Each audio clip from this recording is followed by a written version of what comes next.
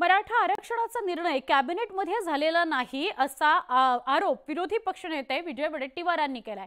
OBC नेत्यांच्या बैठकीनंतर विजय वडेट्टीवारांनी माध्यमांसोबत संवाद साधला। तर ओबीसी नेत्यांच्या बैठकीकरता बबनराव तायवाडे यांना निमंत्रित करण्यात आलं नव्हतं। राज्यात सापडलेल्या 57 लाख नोंदी जुन्याच असल्याचा दावा बबनराव तायवाडेंनी केलेला आहे। मराठा आरक्षणावरून निर्माण झालेला तिढा कायम असल्याचं स्पष्ट झालेलं आहे।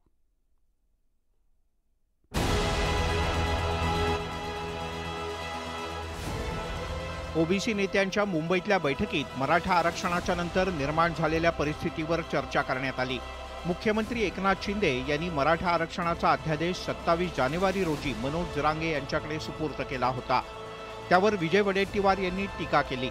मुख्यमंत्र्यांनी शपथ पूर्ण करण्यासाठी ओबीसी समाजाला पायदळी तुडवलं का असा प्रश्न विजय वडेट्टीवार यांनी उपस्थित केला।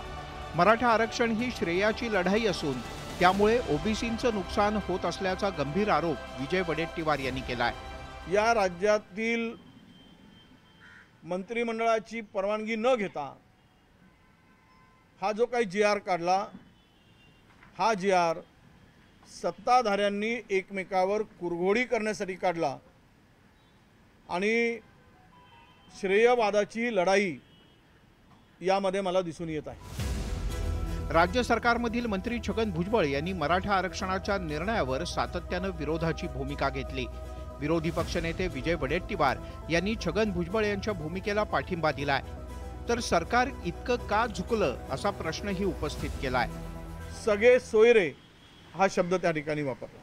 व्हॅलिडिटीसाठी अटी होत्या, जात पडताळणी प्रमाणपत्रासाठी, त्या शिथिल केल्यामुळे आता या कॅटेगरीच्या लोकांमध्ये, त्यामध्ये एससी असेल, एसटी असेल किंवा ओबीसी असेल, कोणालाही सहज शिरकाव करता येईल। ओबीसी नेत्यांच्या बैठकीला राष्ट्रीय ओबीसी महासंघाचे अध्यक्ष बबनराव तायवाडे यांनाच निमंत्रित करण्यात आलेलं नव्हतं। त्यामुळे चर्चांना उधाण आलं। मात्र मराठा आरक्षणामुळे आमचं कुठेही नुकसान झालेलं नाही असा दावा तायवाडे यांनी केलाय। जर कोणाला वाटत असेल तर त्यांनी येऊन मला पटवून द्यावं की ओबीसी आरक्षणाला धक्का लागलाय आणि तसं असेल तर आंदोलन उभारू असं तायवाडे यांनी यापूर्वीही म्हटलं होतं। याप्रमाणे बिहार राज्यामध्ये ओबीसीची जातनिहाय जनगणना करून आकडेवारी प्रसिद्ध करण्यात आली। त्याच प्रकारे महाराष्ट्र राज्यामध्ये सुद्धा ओबीसीची जातनिहाय जनगणना करून आकडेवारी प्रसिद्ध करण्यात यावी, त्या मागणीची करता, ती पूर्ण करण्याकरता उद्यापासून आम्ही महाराष्ट्रामध्ये जनजागृती यात्रा काढून ओबीसी समाजामध्ये जागृती निर्माण करणार। मराठा आरक्षणाच्या मुद्द्यावरून ओबीसी नेत्यांनी आक्रमक भूमिका घेतली। आंदोलनाच्या माध्यमातून ओबीसी नेते लवकरच रस्त्यावर उतरण्याच्या तयारीत आहेत। परिणामी आरक्षणाचा तिढा कसा सुटणार असा प्रश्न निर्माण झालाय। Bureau report, news 18 Lokmat.